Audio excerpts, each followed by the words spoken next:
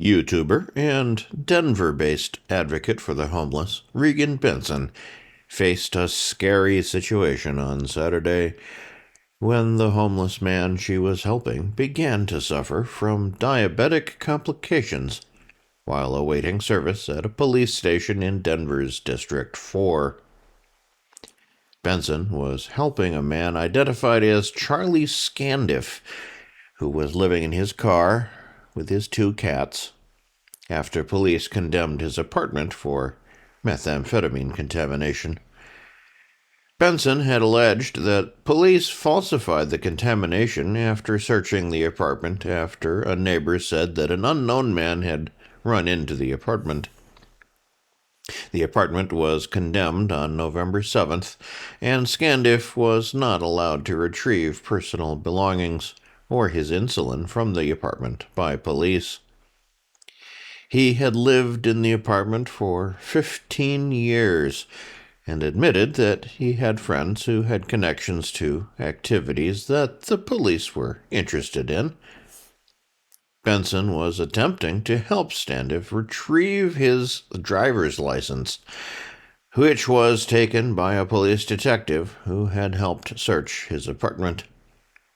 The detective never returned the identification, making it more difficult for Scandiff to obtain help to find a new place to live. The pair were at the police station in Denver's District 4, since Scandiff's apartment was located in that district. Benson approached the officer working the counter to inquire about the 2 detectives working the event at Scandiff's house. The officer determined that the detective who had taken the ID worked out of Denver's District 3. Benson worried out loud that she would be ineffective in getting Scandiff's identification back, as she was currently suing officers in the District 3 command structure. When Benson inquired about getting a copy of Scandiff's ID from the District 4 officer, that officer said that she would be unable to help Benson with that. The officer then referred Benson to District 3 for further help. Benson essentially got the runaround when she called District 3. The detective who took the identification and his superior were both off on the weekend, and she was transferred to voicemail of someone who supposedly could help her. When she tried to call back, no one picked up the phone on the original line, prompting her to call the non-emergency line to find help. She would eventually bypass the operator, get a supervisor, then get answering machines when she was referred to someone who could help her. During this time, Scandiff began to experience problems related to his diabetes. He was disoriented and refused to go to the hospital to get insulin, after revealing that he had not had his insulin since leaving his apartment. Benson asked the officer at the front desk to call paramedics, while she called Scandiff's son to try to find a spot for Scandiff's cats should he be hospitalized. When the paramedics arrived, Scandiff was completely disoriented and did not know what day it was, what year it was, nor who was the president.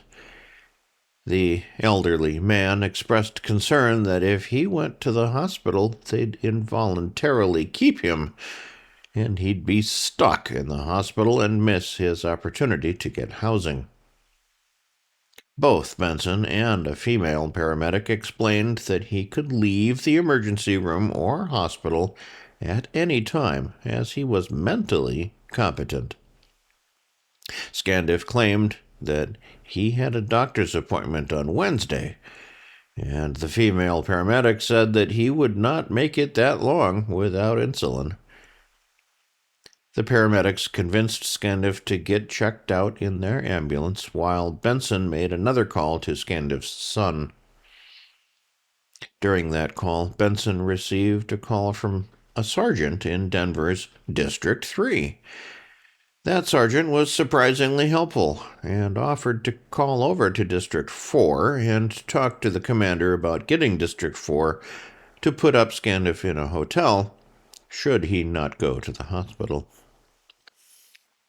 Benson called Scandiff's son, who confirmed he found someone to take his father's cats, and as they were talking, the District 3 sergeant called her to confirm that District 4 had agreed to get Scandiff a hotel. She thanked the man and went outside to talk with Scandiff, who had now convinced the paramedics that he would seek help on his own and his son's. When the elder Scandiff and Benson returned to the lobby of the District 4 police station, the female officer informed them that the District 4 commander had agreed to put Scandiff up in an extended-stay hotel overnight. Through some back and forth between Benson, the female officer, and the commander, that was extended to 2 days with a request that Scandiff return to meet with their homeless advocate to find a long-term solution on Monday. The live stream ended with Benson waiting for an officer to drive over with the pair to set up Scandiff's hotel stay.